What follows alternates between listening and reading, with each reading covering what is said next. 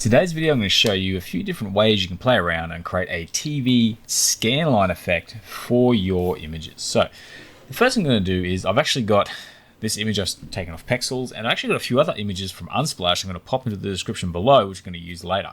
But first, I'm going to go through a process to create your own scanlines, so that way if you want to take full control of it, you can.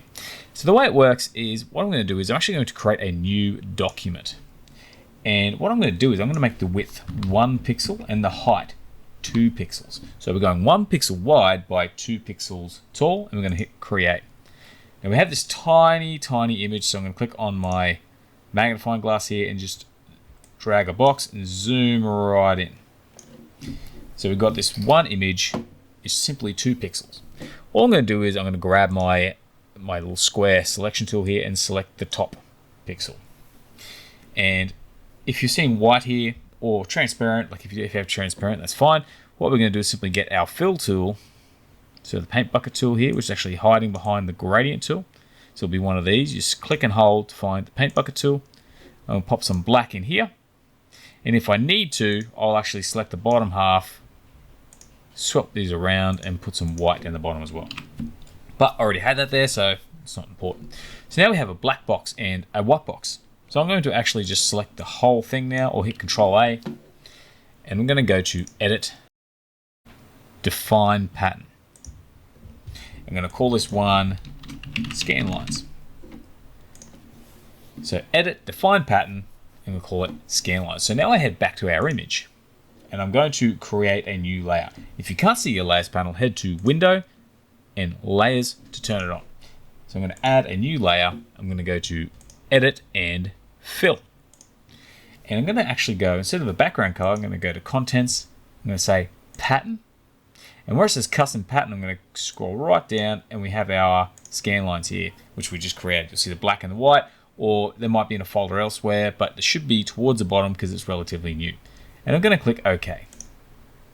Now all you can see at the moment is gray, but if I zoom right in, we have a series of black and white lines. So if I zoom back out, what I can do is actually put this on, say, overlay. And then if I zoom right in again, we do have a scanline effect. Now, it's a bit too small for us to see right now. So all I'm going to do is go to Edit and Free Transform, or hit Control T, and I'm just going to enlarge it. I'm going to bring it down, I'm going to enlarge it, bump it up a bit. It doesn't have to be 100% sharp. Click Enter. And now we do get that scanline effect that we're after. And we can continue to make these lines as big as we want. You can even just pop in the percentage to enlarge it by. So maybe I'll say 300% by 300%, and we get our scanline effect that way. And of course, if we want to, we can blur it a little if we want to. So we can go to Filter, Blur, Gaussian Blur if we want to blur those lines slightly. And you can also experiment, depending on the image you're using, experiment with your layer blends as well. If you have a very light image and it gets a little too bright, you can just go for multiply or color burn, or vice versa. You can go to color dodge, try playing with the fill to bring the effect down a bit, and you can get a pretty cool effect that way. So we have like this nice scanline effect here on the image. Now one thing you can also do if you want to take it a little bit further is you don't actually have to have it be 100% flat. I can actually go to this little icon down here, which is the box with the circle in it, to create a mask.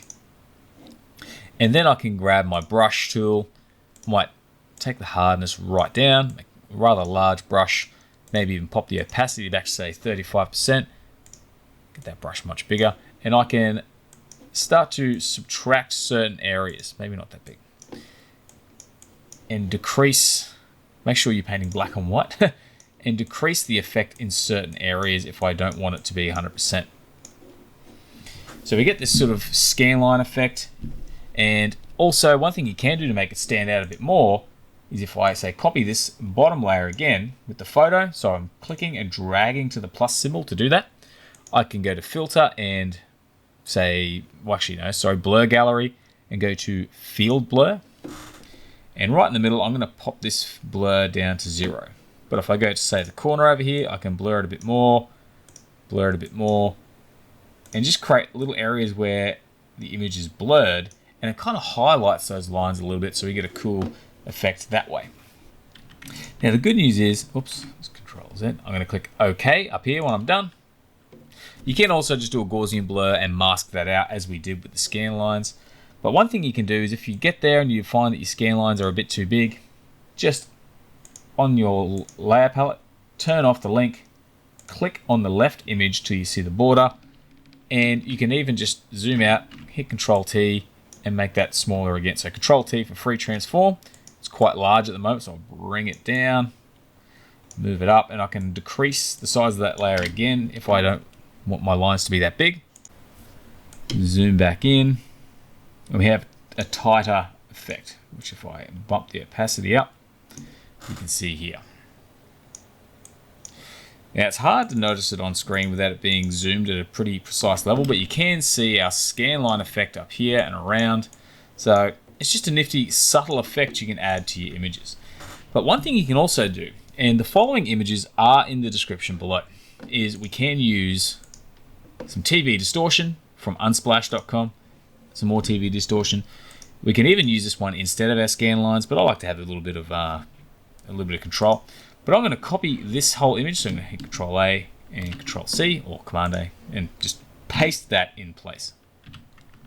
Zoom out a bit, and I'm just going to bump that up so it fills. That's Control T, free transform again, and I'm just enlarging that to cover the image. Once again, I can play with how it shows up on screen. I would say screen doesn't look too bad. And once again, I create a mask. This time I'm going to actually fill the mask with black. So we've got nothing there. And then I'm going to get my paintbrush, make sure that white is the primary color.